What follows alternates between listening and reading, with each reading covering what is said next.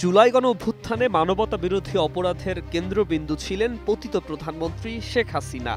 ওই উত্তাল সময়ে ছাত্র জনতাকে হত্যার জন্য মূল নির্দেশদাতা হিসাবে তার দায় প্রসিকিউশন আন্তর্জাতিক অপরাধ ট্রাইব্যুনালে প্রমাণের মাধ্যমে উপস্থাপন করেছে। ৫টি সুনির্দিষ্ট অভিযোগের ভিত্তিতে জুলাই হত্যাকাণ্ডের নিউক্লিয়াস হিসাবে শেখ হাসিনাকে দোষী সাব্যস্ত করে সর্বোচ্চ শাস্তি মৃত্যুদণ্ডের দাবি করা হয়েছে।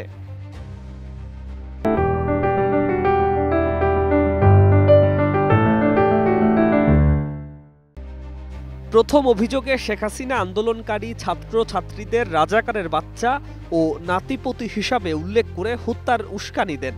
এই উস্কানিমূলক বক্তব্যে অনুপ্রাণিত হয়ে তৎকালীন স্বরাষ্ট্রমন্ত্রী, আইজিপি ও সরকারের অন্যান্য ঊর্ধ্বতন কর্মকর্তারা আইন শৃঙ্খলা রক্ষাকারী বাহিনী ও সশস্ত্র আওয়ামী লীগ নেতাকর্মীদের মাধ্যমে পদ্ধতিগতভাবে হামলা চালান।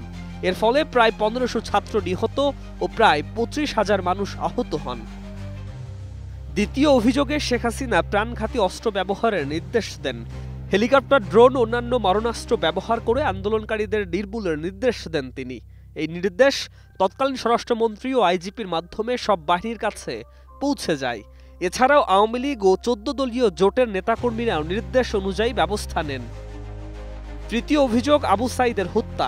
১৬ জুলাই ২০২৪ রংপুরের বেগম রোকেয়া বিশ্ববিদ্যালয়ের ছাত্র আবু সাইদকে গুলি করে হত্যা করা হয়। তার ময়নাতদন্ত প্রতিবেদন ৪ বার পরিবর্তন করা হয় এবং মামলায় নিহতের সহপাঠীদের আসামি করা হয়। সুপারিয়র কমান্ডার হিসাবে শেখ হাসিনা, স্বরাষ্ট্রমন্ত্রী ও আইজিপির নির্দেশে এই হত্যাকাণ্ড, তথ্য গোপন ও মিথ্যা মামলা রচনা করা হয়। চতুর্থ অভিযোগ চাংখারপুলে ৬ জন হত্যার নির্দেশ। ৫ আগস্ট ঢাকা বিশ্ববিদ্যালয় সংলগ্ন এলাকায় শাহরিয়ার খান আনাজ সহ ৬ জনকে গুলি করে হত্যা করা হয়। সুপারিয়র কমান্ডার হিসেবে শেখ হাসিনা ও সহযোগীরা মানবতা বিরোধী অপরাধ সংগঠিত করেন। পঞ্চম অভিযোগ আশুলিয়ায় লাশ পোড়ানো। একই দিনে ৬ জন আন্দোলনকারীকে হত্যা করার পর তাদের লাশ পুড়িয়ে ধামাচাপা দেয়া হয়। এ ঘটনাতেও শেখ হাসিনা ও ২ সহযোগীর মানবতা বিরোধী দায় প্রমাণিত।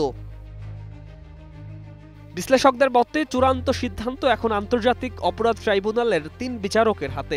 তারা ঠিক করবেন শেখ হাসিনাকে খালাস দেয়া হবে নাকি সর্বোচ্চ শাস্তি কার্যকর করা হবে। এছাড়া ৩ বিচারকের হাতে রয়েছে আমৃত্যু কারাদণ্ড বা নির্দিষ্ট মেয়াদে জেল দেওয়ার বিকল্প। সমগ্র জাতি, শহীদ পরিবার ও আন্দোলনকারীর স্বজনরা এখন রায়ের জন্য অধীর আগ্রহে অপেক্ষায় রয়েছেন।